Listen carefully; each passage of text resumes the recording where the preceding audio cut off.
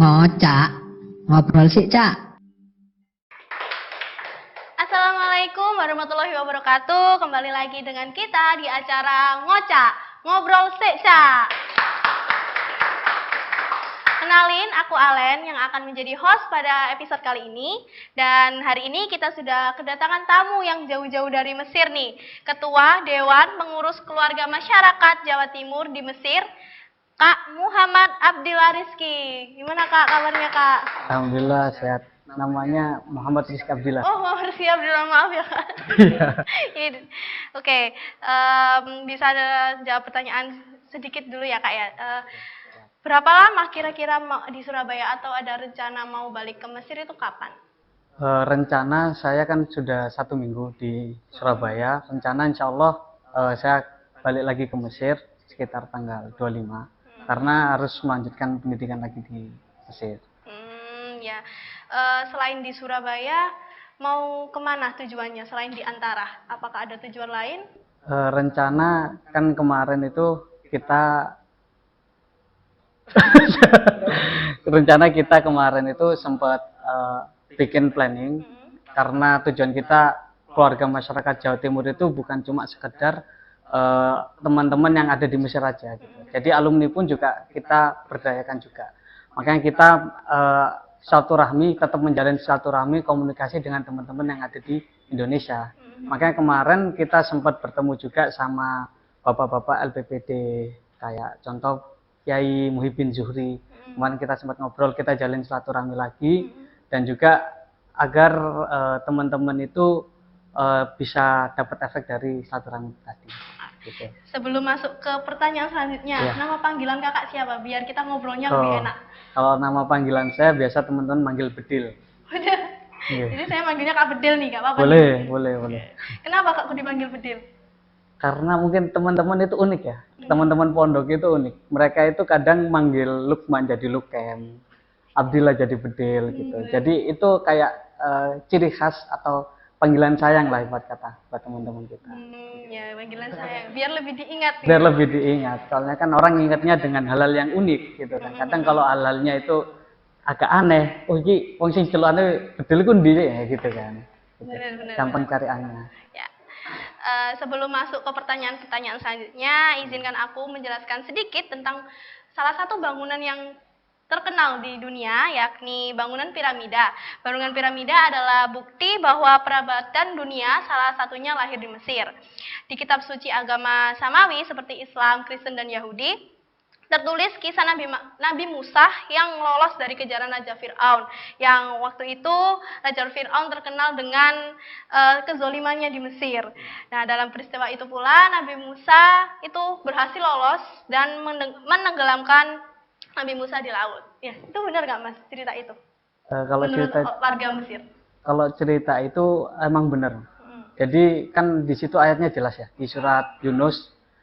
Fal yauma nunajjika bi badanika litakuna liman khalfaka ayat kan. Jadi ayatnya jelas pada hari ini kami menyelamatkan kamu agar menjadi dalil atau bukti bahwasanya kekuasaan kami ini emang benar gitu. Dan di sana itu ada kayak mumi Ramses yang itu tertulis di Quran gitu. Ada di museum di Mesir. Dan teman-teman kalau masuk museum itu kan berbayar. Masuk ke makamnya Fir'aun yang ada mumi Fir'aun di situ itu juga bayar. Gitu. Iya. Dan Fir'aun sendiri kan sering ini ya. Dia tuh punya paspor. Jadi dia keliling-keliling dunia juga Fir'aun itu. Makanya dulu itu sempat ada cerita juga di Saudi. Ketika itu ada kayak peneliti, dia lagi meneliti tentang Fir'aun. Kemudian dia menemukan suatu keanehan. Kok ini berbeda dengan mumi lainnya? Gitu kan. Kan mumi itu diawetkan. Tapi Fir'aun ini punya sesuatu yang khas. Ternyata di Quran itu dijelaskan seperti ini. Makanya ketika itu ilmuwan tadi jadi muslim karena adanya ini tadi jadi mu'alaf gitu. Ini salah satu tandanya. Banyak sih teman saya yang mendalami cerita itu terus masuk Islam itu banyak. Iya. Alhamdulillah. Alhamdulillah ya benar alhamdulillah. Langsung aja pertanyaan selanjutnya ya Mas ya. Boleh.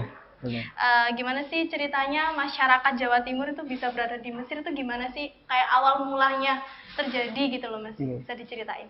Kalau kita dulu itu sebelum tahun 98, kita kan Gama Jatim tadi berdiri tahun 98, 12 Oktober.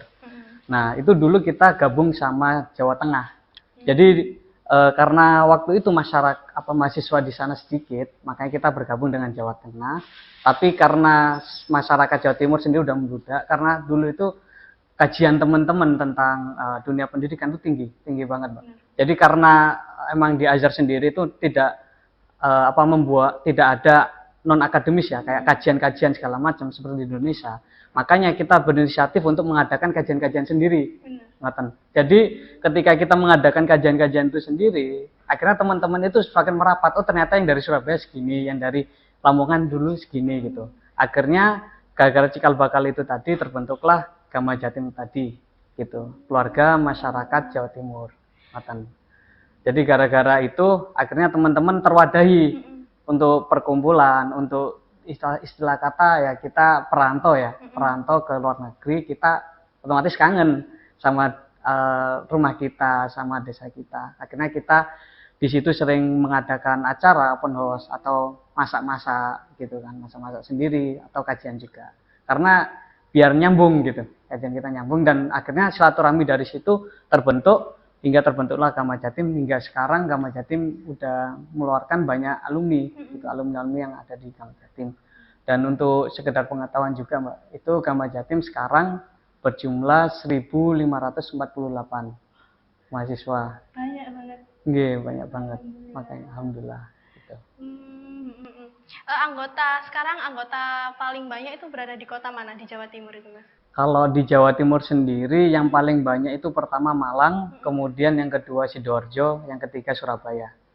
Jadi sebenarnya statistik yang bisa membuat banyak atau sedikitnya mahasiswa daerah ya, kan karasidenan itu dari anak barunya.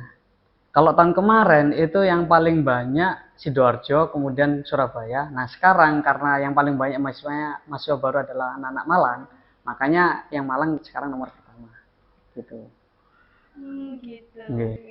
Nih Mas, mohon maaf ya. Mesir kan sepengetahuanku itu kan gersang ya Mas ya. Mas kerasan nggak kira-kira di sana? Oh kalau sejauh ini dikatakan kerasan apa nggak kerasan ya kita kerasan sih ya. Soalnya pertama sebenarnya ketika kita keluar dari Mesir itu walaupun cuma liburan ya itu ada sedikit rasa sedih. Rasa sedihnya itu karena di situ tingkat keilmuannya kan tinggi, terutama dari para masyayikh syekh-syekh guru-guru kita itu mereka mengajarkan kepada kita bukan cuma sekedar ilmu tapi nilai-nilai kehidupan juga. Banyak sekali yang ketawaduan dari masyayikh itu yang terbesit di otak kita juga gitu. Bagaimana beliau jalan dari rumah ke tempat pengajaran dan itu yang bikin kita kangen. Jadi mau wilayah Mesir, gersang segala macam, mau nggak mau kita akan menjadikan Mesir itu sebagai ibu kita yang kedua setelah Indonesia gitu. Pengalaman pribadi Kak siapa tadi? Bedil. Agak unik namanya. Pengalaman dari Kak Bedil sendiri bisa sampai ke Mesir itu gimana? Mulai dari latar belakangnya kayak atau itu tuntutan orang tua atau emang dari dulu pengen ke Mesir? Sebenarnya kalau cerita saya pribadi Mbak ya, tentang cerita saya pribadi itu dulu sebenarnya punya keinginan buat melanjutin belajar di Timur Tengah karena dulu saya kan latar belakang dari pondok pesantren Gontor dan di situ ada majalah Gontor yang membahas tentang rubrik beasiswa orang-orang yang belajar di Timur Tengah kebanyakan. Nah dari situ sempat ada terbesit saya pengen lanjut di Maroko. Nah waktu itu tahun 2017 setelah saya lulus ada pembukaan ujian Timur Tengah meliputi 4 negara. Yang pertama Maroko, kedua Sudan, ketiga Lebanon, keempat Mesir. Nah untuk kuota negara-negara ini itu cuma 10, kemudian cadangan 5. Nah karena potensi untuk masuk ke 3 negara ini, negara Maroko, Sudan, sama Lebanon dikit, potensi untuk masuk ke sana dikit. Apalagi waktu itu saya pengabdian jadi belum terlalu terfokuskan di sana. Akhirnya saya ngambil yang negara Mesir gitu. Dan qadarullah saya bisa masuk di sana sampai sekarang melanjutkan pendidikan S2 di sana gitu. Kak Musil sendiri tuh asalnya dari mana? Dan pernah nggak kakak kayak kangen gitu sama desa, sama rumah? Terus kalau misalnya kangen, yang kakak lakuin di Mesir itu apa? Kalau saya berasal dari Kenjeran, Pak. Kenjeran Tambak Deres gitu kan. Rumah Mbah ada di sana dan saya juga besar di sana. Yang otomatis yang paling diingat itu tentang makanannya ya. Kayak contoh rujak cingur. Kan di sana itu kayak cingur itu apa ya? Makanan yang mungkin menurut orang-orang itu agak aneh ya. Terlebih juga petis. Petis itu juga baunya kan mungkin kalau kita udah sering ya sedep ya. Tapi kalau orang-orang Afrika atau orang-orang Arab nyium bau petis itu kayak ini apa sih, makanan apa sih, bahkan bingung sendiri gitu loh mereka. Akhirnya mungkin itu yang bikin dari segi makanannya itu yang bikin kita kangen ke apa rumah kita gitu. Selain dari kita kangen orang tua ya, kalau kangen orang tua kan pasti. Cuman mungkin buat teman-teman yang di perantauan mungkin ada pesan yang ingin saya sampaikan juga gitu Mbak. Terkadang itu apa kita ketika udah merantau itu akan terjadi dua hal. Entah kita pulang tinggal nama atau kita mendengar yang di Indonesia tinggal nama. Jadi antara kita yang meninggal di rantauan atau orang tua yang meninggal ketika kita merantau. Itu dan itu sering banget teman-teman apa ya, kayak teman-teman Jawa Timur pernah juga merasakan kayak gitu Mbak. Dan tahun ini sendiri apa ya, kayak orang-orang Jawa Timur udah ada yang meninggal sekitar 2 orang gitu. Yang satu meninggal di Indonesia, udah sempat kita terbangkan di Indonesia. Yang kedua meninggal di Mesir, kemudian jasadnya kita terbangkan ke Indonesia. Gitu. Pertama kali yang dirasakan kakak waktu sampai di Mesir apa? Kayak apakah ada perbedaan? Semisal orang Indonesia kan biasanya ramah, terkenal dengan ramah gitu. Apakah pas di Mesir itu sama juga ramah atau ada perbedaan? Atau ada kultur shock lain yang bikin kita kayak kaget gitu? Ada nggak Kak? Kalau semuanya culture shock mungkin saya juga termasuk yang ngalami dan mungkin teman-teman yang lain juga ngalami itu ya. Nah, culture shock yang sangat apa ya, kena banget ke kita itu pertama mungkin dari segi iklim, karena ketika saya datang pertama kali itu musimnya panas dan panasnya itu sekitar 35 sampai 40 derajat. Jadi panas banget, Pak. Panas banget sehingga kita apa ya, benar-benar harus adaptasi. Kalau nggak adaptasi itu kadang bisa sakit gitu kan, karena masa-masa pancaroba. Kemudian yang kedua dari segi culture shock mungkin dari segi bahasa.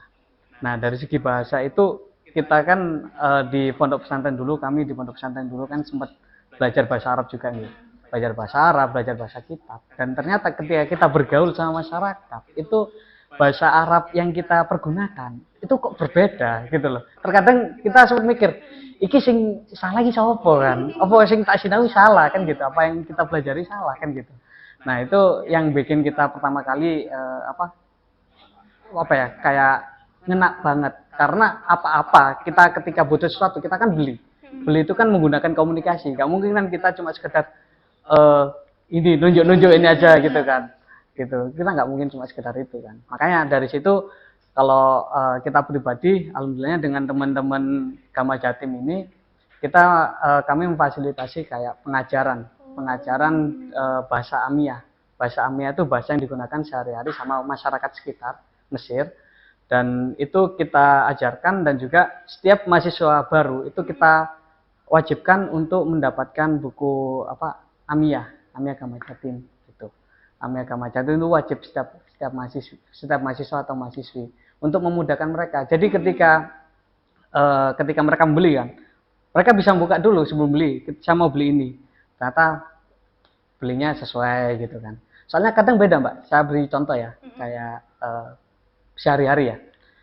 Contoh sendok itu bahasa Arab fushanya itu mil'aqoh ya, mil'aqoh. Cuman kalau masuk ke bahasa Arab Mesir jadi mala'ah, kan beda banget ya, kayak beda banget. Nah, itu yang bikin teman-teman bingung, dan orang-orang Mesir pun nggak semuanya bisa bahasa Arab fusha seperti yang kita pelajari di Indonesia gitu. Akhirnya orang teman-teman itu ketika kebingungan ya kembali lagi ke kamus Amia itu tadi sambil belajar pelan-pelan gitu. Itu mungkin culture shock ya, sama mungkin yang sering terjadi dari segi makanan. Makanannya itu biasanya karena lidah kita itu berbeda gitu kan, kita suka pedes segala macam, dan lidahnya orang Mesir ya, orang Arab ya, orang Mesir itu sukanya yang kecut-kecut. Jadi dikit-dikit pakai kecut-kecut, istilahnya itu mukhalal gitu kan, pakai khullah atau ya kayak kecutan gitulah. Nah itu makannya pasti kecut-kecut gitu. Jadi makan apapun itu pasti ada sampingnya itu gitu. Nah itu yang bikin kita mungkin pertama-tama harus nyesuaiin, adaptasi gitu kan, adaptasi. Dan juga pertama-tama mungkin saya rasa teman-teman itu di mulut mereka nggak bisa nerima karena saking kecutnya gitu kan. Akhirnya setelah saya baru bisa contoh makanan tojin ya. Tojin itu kayak makaroni dikasih bumbu, habis itu ada campurannya entah itu hati atau campurannya ayam atau daging. Itu baru bisa makan itu 6 bulan setelah kedatangan saya gitu. Jadi mungkin dari teman-teman yang lain ada yang adaptasinya mungkin lebih cepat ya dari segi makanan gitu. Jadi bisa nih kalau misalnya aku pengen lanjut S2 ke Mesir terus join ke Gama Jatim, kan aku nggak bisa bahasa Arab tuh, nanti ada pengajarannya sendiri. Iya, jadi setiap kali kita di ini Pak, mungkin pengetahuan juga ya buat teman-teman juga. Jadi di Mesir itu di Azhar sendiri kan, karena kebanyakan masyarakat Indonesia di sana itu masuknya ke Azhar ya, mahasiswa-mahasiswi. Di Azhar itu nggak ada namanya aspek kayak di Indonesia. Jadi untuk pengenalan budaya, untuk pengenalan segala macamnya, bahasa, adaptasi, itu dari pihak kampus tidak mewadahi. Akhirnya itulah inisiatif kita sebagai kawan-kawan yang satu daerah, satu bahasa, satu rumpun, akhirnya mengembangkan kira-kira arah-arah iki sing kurang apa sih gitu kan, yang kurang apa sih. Akhirnya kita kayak kita adakan OKAD kalau di Mesir, di Gama Jatim sini namanya OKAD. OKAD itu orientasi kader dasar. Jadi di situ kita kasih kayak nilai-nilai segala macam, harus kayak gini, harus itu segala macamnya. Dan itu include rentetannya dengan pengajaran bahasa Arab tadi, seminar gitu. Dan kita kerjasama juga sama orang Mesir, dan dia kebetulan suka sama budaya Indonesia. Akhirnya kita fasilitasi dia untuk mengajar, dan kita dapat benefitnya, teman-teman bisa tahu bahasa Amia seperti apa gitu. Kuliah di sana di Al Azhar sendiri tuh sampai S berapa Mas? S1, S2 atau sampai S3? Kalau di sana sama Mbak, kan akademisi itu universitas itu kan kadang kiblatnya kan di barat gitu. Jadi ada S1, S2, S3. Cuman kalau di Mesir sendiri, mungkin di Timur Tengah lain saya kurang paham ya. Itu kalau di Mesir nggak ada namanya skripsi. Skripsi itu nggak ada. Skripsi nggak ada. Adanya ujian tulis, ujian lisan. Dan itu setiap tahun pertama, tahun kedua, tahun ketiga, tahun keempat itu ada terus gitu. Dan kalau S2 baru ada penulisan. Namanya kalau di bahasa Indonesia kan tesis. Kalau di sana risalah magister. Risalah magister, kemudian S3 itu disertasi tetap ada, namanya risalah doktoral. Kayak gitu. Dan itu dimulai penulisan itu dari S2, S3 gitu. Untuk masuk sana apakah harus hafal Al-Qur'an, dan kalau misalnya harus hafal Al-Qur'an berapa juz Mas? Boleh hafalnya, minimal hafalnya? Kalau untuk masuk sendiri itu ada kayak standar atau minimal hafal, yaitu 2 juz, 2 juz hafal Quran. Kemudian nanti ada tes bahasa Arab juga, tes tulis tentang pengetahuan tentang agama Islam dan bahasa Arab. Nanti ada juga ujian lisan buat teman-teman gitu. Apakah setiap masyarakat yang mau mau join ke Gama Jatim itu apakah harus kuliah dulu di Al Azhar, atau kita bisa kayak nih aku pengen kerja di Mesir terus pengen join ke Gama Jatim, itu apakah boleh atau ada ketentuan lain Mas? Kalau seumpamanya ketentuan itu kan tergantung Mbak, tergantung. Contoh kayak sampean pengen ke Mesir dengan jalur resmi kan, otomatis sampean masuk ke kriteria masyarakat gitu kan, masyarakat atau dalam artian masyarakat orang-orang yang emang dari Jawa Timur asli, yang punya KTP Jawa Timur, dan sampean bisa join juga ke Gama Jatim. Cuman gini Mbak, mungkin sekedar ini ya pengetahuan buat teman-teman juga, Gama Jatim itu atau istilah kata kekeluargaan ya, kekeluargaan yang ada di Mesir, Gama Jatim itu sifatnya bukan dia dari Jawa Timur, kemudian dia nggak harus dari Jawa Timur asli gitu. Ada juga teman-teman yang dari Jawa Barat ikut Jawa Timur, ada yang dari kemarin teman Sulawesi ikut Jawa Timur juga, ada yang dari Bogor ikut Jawa Timur, yang pondoknya di Jawa Timur ikut Gama Jatim, ada yang kayak gitu. Jadi nggak mesti nggak mesti orang Jawa Timur asli gitu. Soalnya kekeluargaan itu kan sifatnya hati Mbak. Jadi kalau hatinya condong untuk ikut Gama Jatim, monggo gitu.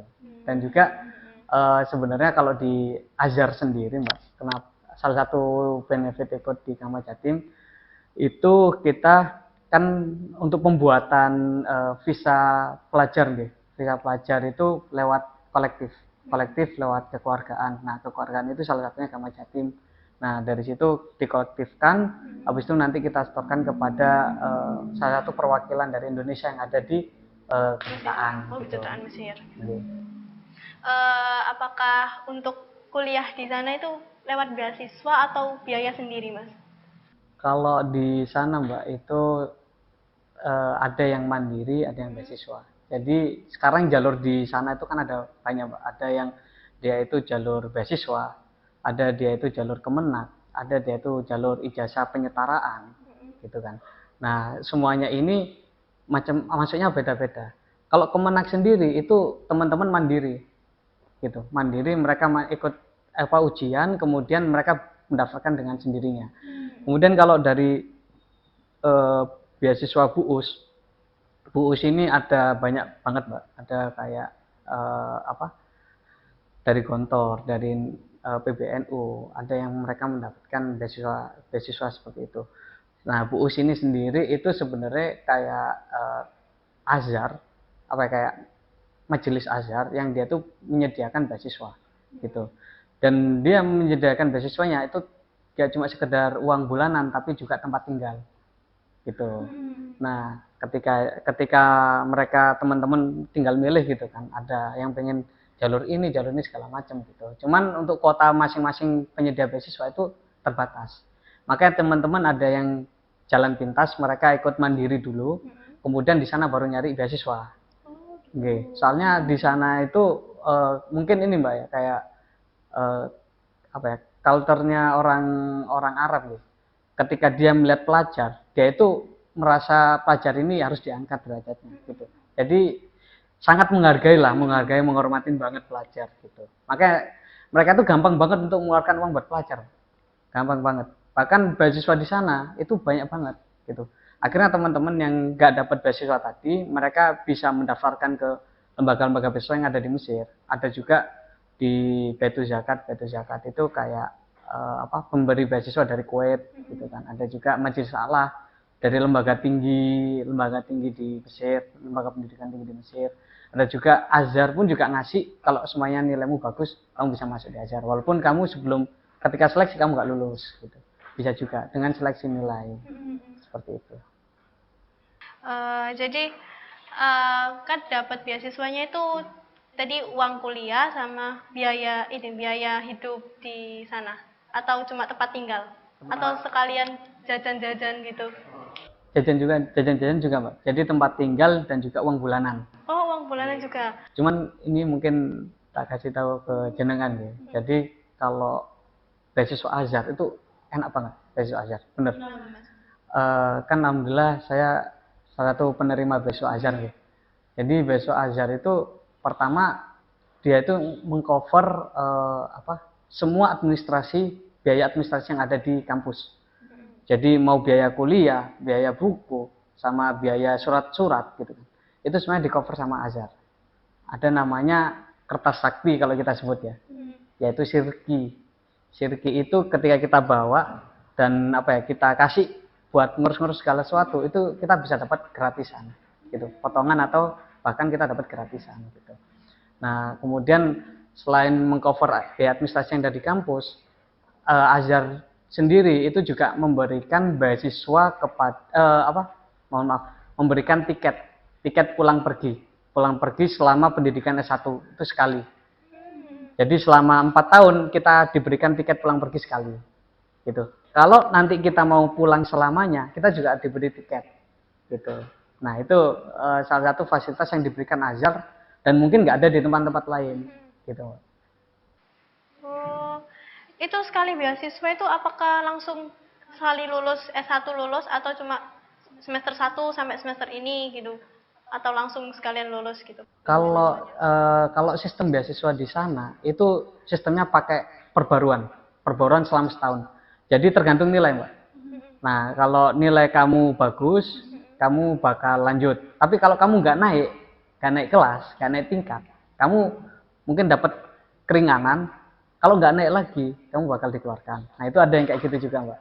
Gitu. Tapi ada beberapa lembaga beasiswa yang mengatakan kalau semuanya kamu nggak naik sekali ya udah dicabut beasiswanya. Ada yang kayak gitu juga. Tapi kalau dari Azhar sendiri itu kalau kamu sekali nggak naik, kamu dapat keringanan. Cuman beasiswamu dipotong 25%, gitu. Dipotong 25%, tapi kamu masih bisa dapat beasiswa. Nah kalau tahun depannya nggak naik lagi, baru dicabut.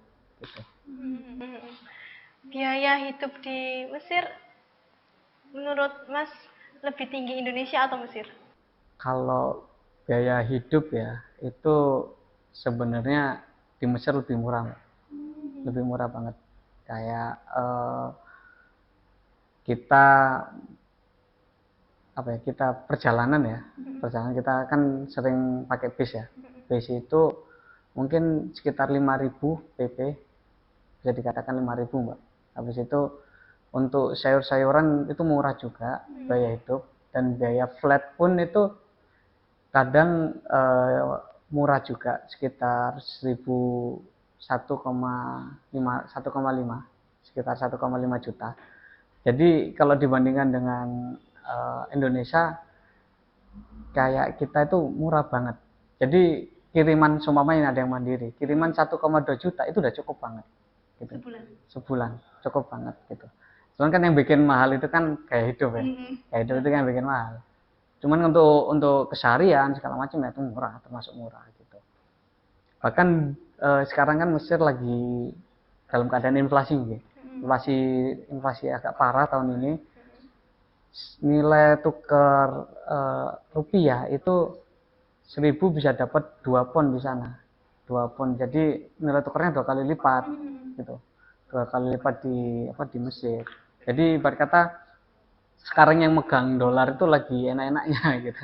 Megang dolar, megang rupiah gitu. Jadi jadi kalau untuk gaya hidup atau kebutuhan hidup, insya Allah di Mesir itu murah gitu. Murah dan nggak terlalu memberatkan teman-teman. Bahkan itu tadi 1,2 juta itu udah standar banget. Bahkan bisa nabung dari 1,2 juta. Jadi saya jadi tertarik. Biasanya mahasiswa kalau kuliah di Al-Azhar itu ambil jurusan apa kalau di Mesir, Mas? Kebanyakan jurusan apa? Kalau di Mesir sendiri kebanyakan itu jurusan Usuluddin, Mbak. Usuluddin itu kayak belajar teologi agama. Nah, nanti di Fakultas Usuluddin tadi ada 4 jurusan. Ada jurusan tafsir, ada jurusan hadis, ada jurusan akidah, ada jurusan dakwah gitu. Itu yang paling banyak masyarakat Indonesia gitu. Bahkan saya sendiri untuk orang-orang luar ya, orang-orang luar negeri, kan di sana dibedakan, Mbak. Dibedakan mahasiswa Arab non Mesir, mahasiswa luar negeri. Nah, mahasiswa luar negeri di sana pada angkatan saya itu semuanya dapat nomor 1 semuanya orang-orang Indonesia gitu. Nomor 1 orang-orang Indonesia, dan itu Usuluddin ya.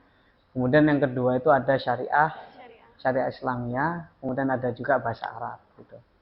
Nah ini Mbak, yang lucu itu ada anak Jawa Timur ya. Anak Jawa Timur, 1 orang sih yang baru kedireksi ya.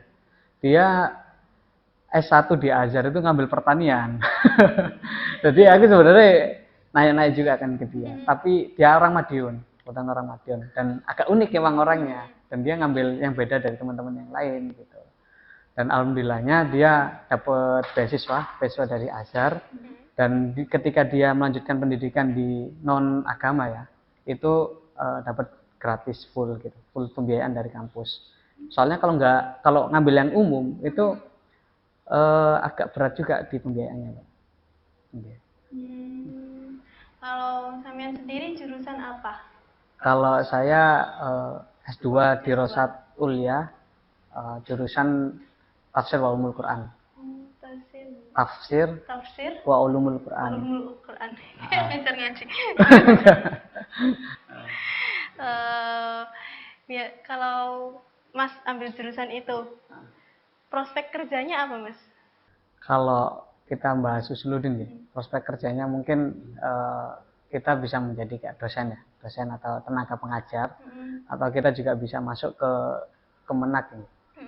Jadi untuk profesi sih mungkin teman-teman itu arahnya ke dosen kalau nggak pengajar gitu.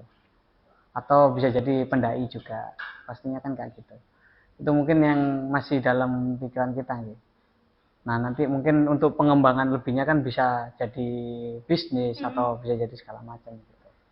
Nah, ini Mbak yang mungkin salah satu yang diajarkan sama Mas Syekh kita ya. Jadi di Azhar itu nggak ada KKN.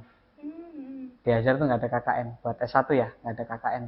Tapi teman-teman itu langsung nggak ada pengabdian gitu lah, nggak ada pengaplikasian ilmiah buat pengabdian nggak ada gitu. Tapi mungkin ngabdi langsung ke masyarakat ketika pulang gitu sekarang. Dan memang yang diprospekkan di Azhar sendiri itu kuliah bukan untuk mencari pekerjaan atau profesi, karena cinta kepada dunia itu kan akan habis, tapi kalau cinta kepada dunia kan akan cinta kepada akhirat itu kan akan balik gitu. Makanya mungkin itu yang bisa kita lakukan gitu. Selain Universitas Al-Azhar, apakah ada kampus lainnya yang menjadi favorit masyarakat Jawa Timur di Gama Jatim selain Al-Azhar? Kalau selain di Al-Azhar ada juga rata-rata ngambil S2 Mbak, yang paling banyak di non-Azhar ya. Ada di Jamiah Dual Arab itu kan Liga Arab, Universitas Liga Arab ada. Kemudian ada juga di Jamiah Ainus Syams gitu kan. Ada juga di Jamiah Kairo, Universitas Kairo. Jadi Jamiah itu kan universitas ya, Universitas Kairo. Ada juga yang di situ gitu. Jadi nggak mesti di Azhar juga. Gitu. Setelah kuliah nih, rencana Kak Bedil, ada rencana nggak mau kemana, mau ngapain gitu? Ada rencana nggak, bisa dijelasin? Kalau rencana saya sih mungkin untuk terdekat ya, karena ini saya belum purna Mbak. Belum purna jadi ketua Gama Jatim, mungkin saya lebih fokus ke teman-teman sih ya. Lebih fokus ke teman-teman, terlebih tentang pengembangan bakat teman-teman ini kan juga harus ditingkatkan juga Mbak, gitu kan. Dan itu menurut saya berat gitu kan. Jadi selain dari S2, saya masih pengen fokus ke sini dulu gitu. Terlebih juga S2 di Azhar kan lumayan berat banget. Soalnya di sana itu kan S2 kan sebenarnya kursus sama praktek kan. Ya kan. Kadang 60-40. Tapi kalau di Azhar itu nggak kayak gitu. Kursus sama praktek itu 100%. Jadi kayak di sana itu ada namanya tamhidi. Tamhidi itu kayak permulaan kelas awal atau kelas pembukaan sebelum nulis gitu. Jadi di situ kayak contoh saya sendiri tafsir gitu kan. Tafsir itu ada kayak pelajaran manahij mufassirin, kaidah-kaidah untuk menjadi seorang mufassir atau seorang yang pentafsir.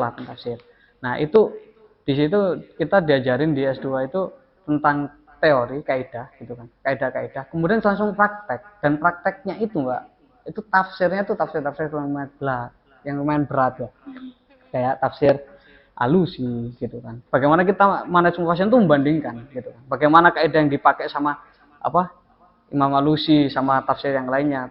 Contoh kayak tafsir Kasyaf karyanya Syekh Zamakhsyari. Itu kita teliti Mbak. Jadi ini dari ayat ini itu beliau makanya kaidahnya kayak gini. Itu kita tafsir, dan itu yang bikin teman-teman mungkin agak lama. Karena emang metode pembelajarannya itu emang benar-benar didadar atau diberdayakan buat jadi seorang mufassir yang handal gitu. Setelah lulus S2, ada rencana tinggal di Mesir atau balik ke Indonesia?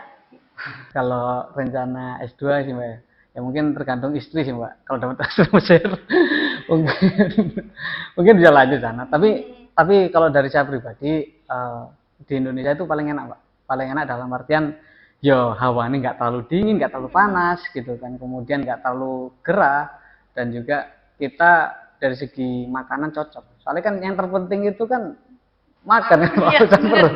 Dan perut itu kan yang paling penting ya. Yang paling penting kan urusan perut. Jadi kalau saya lebih cocoknya itu di Indonesia dan insya Allah apalagi kan Jawa Timur juga butuh kader-kadernya lagi kan ya dan insya Allah saya akan balik ke Indonesia gitu. Dan kalau untuk prospek kerja di Mesir pun itu jadi dosen itu agak susah karena pertama di Mesir sendiri itu jarang bahkan nggak ada dosen yang yang wafidin itu orang luar negeri nggak ada gitu. Rata-rata semuanya orang Arab dan rata-rata orang Mesir kayak gitu. Jadi untuk prospek profesi pun nggak ada di situ. Makanya kan yang paling bagus ya sekalian pengabdian ya bahasa kita kan pengabdian ke masyarakat, mengamalkan amal kita ilmu kita, jadi kita balik ke Indonesia. Dan semua rata-rata teman-teman yang berasal dari Jawa Timur selalu kita tekankan di situ Mbak, karena Jawa Timur itu membutuhkan kader-kadernya. Berkata gini ya, ada Mbak alumni Azhar juga yang sekarang itu ngajar TK ada juga yang ngajar SD juga ada. Jadi sebenarnya kan ribet ya. Maksudnya kalau kita ngajar SMA itu kan berbeda dengan SD. Karena SMA kan ditertipin, habis itu nanti kasih ilmu kayak gini udah aman. Tapi kalau untuk menanamkan nilai di anak-anak SD, kadang harus bermain dulu, harus segala macam kan susah. Dan teman-teman Azhar itu ada yang terjun di situ juga. Jadi jangan sampai teman-teman itu kayak ngerasa minder gitu kan ketika lulusan luar negeri ternyata kok mengajar SD atau TK gitu. Dan itu yang selalu kita tekankan gitu. Jadi jangan sampai karena kita terbatas dengan keadaan, terbatas dengan relasi, terbatas dengan waktu, kita nggak sampai mengamalkan ilmu kita gitu. Menurut Mas Bedil sendiri, bedanya Al-Azhar dengan Universitas Islam di Indonesia itu apa?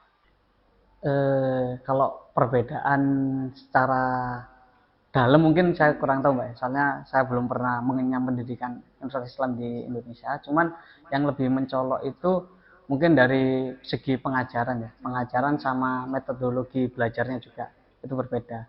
Soalnya di Azhar sendiri untuk S1 yang paling jelas dan mentereng itu S1. S1 di Azhar itu tidak ada tidak ada skripsi. Tapi kalau di Indonesia kan ada skripsi gitu. Itu perbedaan yang paling mencolok. Kemudian untuk pengembangan bakat mungkin di Azhar itu tidak ada. Bahkan mungkin kampus itu memberikan informasi tapi khusus orang Mesir gitu. Tidak sampai kepada orang-orang wafidin seperti kita. Akhirnya ketika kita pengen bakat di sini, kita jarang tersampaikan, tersalurkan gitu.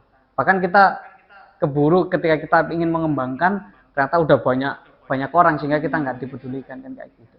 Tapi kalau di Indonesia kan banyak banget gitu. Kemudian cuman menangnya di Azhar itu pakar, tokoh itu banyak banget. Bahkan saking banyaknya itu mutiara itu di mana-mana, Pak. Makanya teman-teman itu kadang dia ada orang tafsir, tapi dia itu bisa paham fikih, bisa paham nahwu. Nahwu itu kaidah bahasa Arab. Ada yang paham ini segala macam karena belajarnya memang langsung dari sumbernya.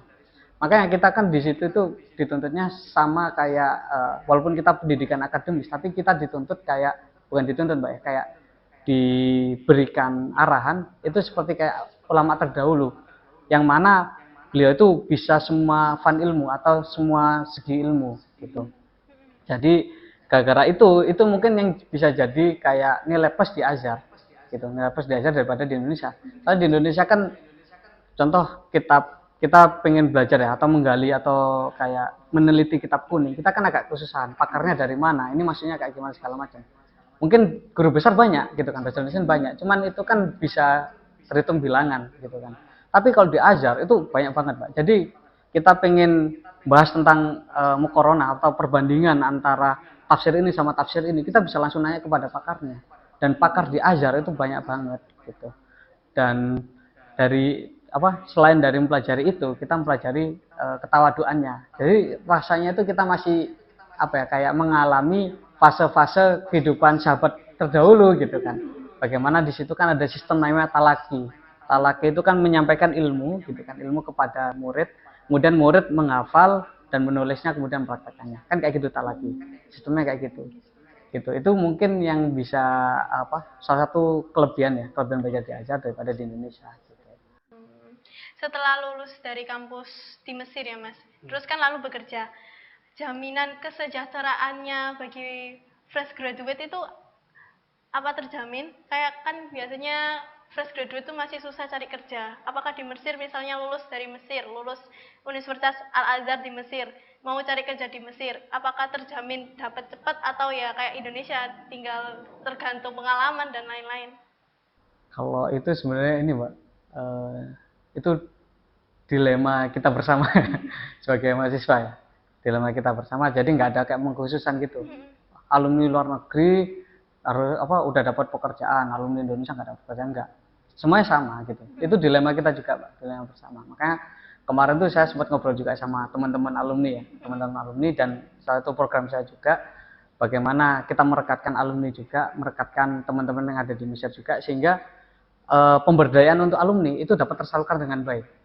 Kan alumni Azhar sendiri yang di Mesir itu ada banyak Pak, ada banyak macam. Ada kayak figur tokoh yang udah menjadi tokoh, salah satunya Gus Bara gitu kan, yang sekarang menjabat jadi ketua IAI. Kemudian bisnismen juga ada, yang jadi dosen juga ada, yang kerja jadi PNS juga ada, yang kerja jadi dosen universitas, bahkan guru besar juga ada, bermacam-macam gitu. Dan saya rasa untuk dari alumni itu tadi kita harus bikin wadah lah. Maksudnya Pak, kata teman-teman kebingungan, dan teman-teman tuh potensinya banyak banget Pak, banyak banget. Mungkin dari segi selain dari ilmu agama, mereka juga banyak dari non agama juga gitu, dan itu yang ingin kita berdayakan. Makanya kalau untuk potensi profesi sama, semuanya sama, dan itu menjadi dilema kita bersama. Tapi salah satu gerakan dari Gama Jatim tadi mewadahi para alumninya dan calon alumni itu akan kita fasilitasi juga. Nah, salah satunya program pemberdayaan alumni yang akan nanti kita kayak gitu. Nah, ini sebelum ditutup acaranya, kita dari Antara Jatim ada kenang-kenangan ini Mas ya, foto. Bisa jadi kenang-kenangan. Mau Mas berdiri dulu. Ini, permisi. Amit Mas. Maaf jatuh. Maaf ya Mas, jatuh Mas. Nanti dibenerin ya. Ini, Amit. Ini untuk keterangannya. Ini foto udara kondisi rumah warga yang terdampak awan panas guguran Gunung Semeru di Curakaboan, Pronojiwo, Lumajang, Jawa Timur, yang difoto diabadikan oleh Budi Chandra Setio. Foto dulu ini. Bisa foto dulu.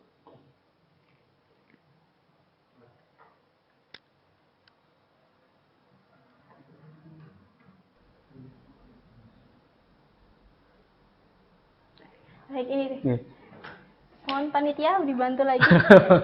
Maaf ya Mas. Nanti bisa dibenerin kok sama panitia. Siap, aman. Sebelum ditutup nih, bisa minta tolong sebentar untuk menutup acara dengan bahasa Arab. Bahasa Arabnya Mesir. Bahasa Arab Mesir atau bahasa Arab resmi aja ya? Iya, bahasa Arab resmi. Terserah Mas. Atau kesan-pesan habis ada acara, habis kunjungan ke Antara. Terserah Mas. Lagi bahasa Mesir tapi. Dan harus ada terjemahannya. Oke. Mungkin bahasa dulu ya? Ini fokus di kamera ini. Baik.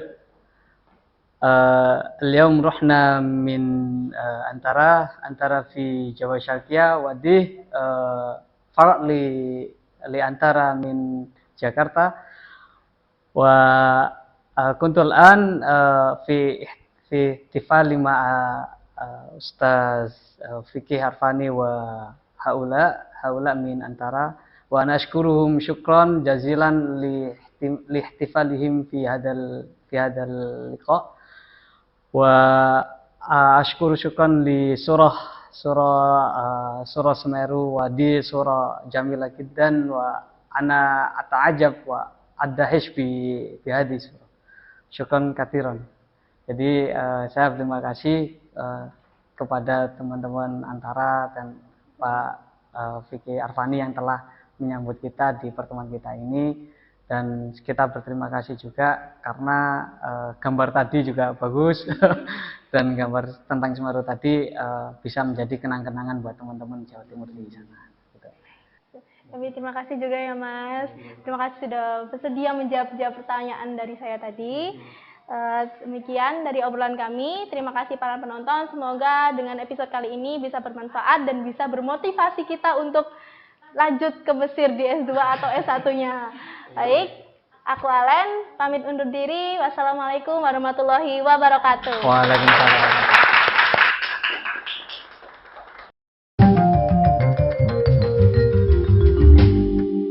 Ngocak, ngobrol sih, Cak.